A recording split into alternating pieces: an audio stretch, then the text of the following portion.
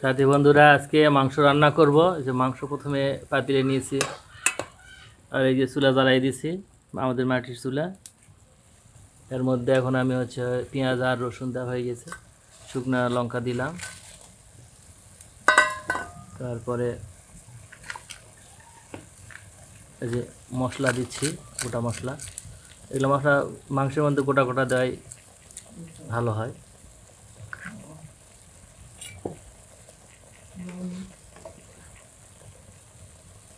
একটু পিসা মশলা ইউজ করলাম, সাথে লবণ দিব, লবণ দিচ্ছে।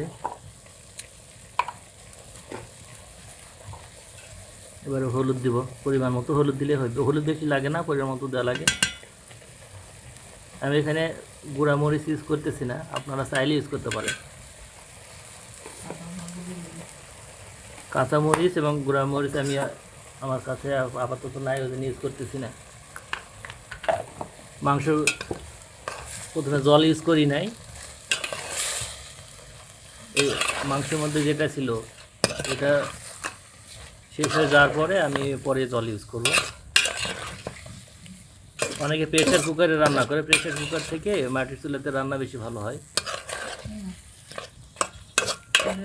প্রেশার কুকার একটু তাড়াতাড়ি হয়, কিন্তু ওখানে ওই মাংসে একটা গন্ধ থেকে যায়, কাঁচা কাঁচা গন্ধ, কেমন যেন।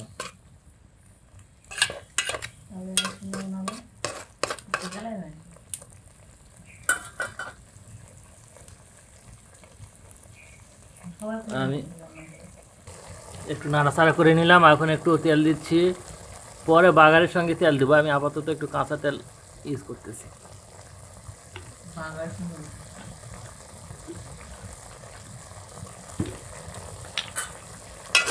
একটু নাড়াচাড়া দিয়ে নেই ভালো করে, তেলটা মিক্স করে নেই। তেল মিক্স করে ঢাকনা দিয়ে রেখে দেব। এই ঢাকনা দিয়ে রেখে দিলাম। একটু পরে আবার নাড়াচাড়া দিতে হবে, হালকা করে নাড়াচাড়া দেওয়া লাগবে। প্রথমে জলটা যখন শেষ হয়ে যাবে, তারপরে আমি মিডিয়াম আছে বেশি করে জল দিয়ে মাংসটা সিদ্ধ করে নিয়ে পরে বাগার দিব। বন্ধুরা, আমার ইউটিউব চ্যানেল সবাই সাবস্ক্রাইব করে দিবেন, জয়তারা রান্নাঘর চ্যানেলের নাম। আমি আপনাদের লিঙ্ক পাঠাই দেব।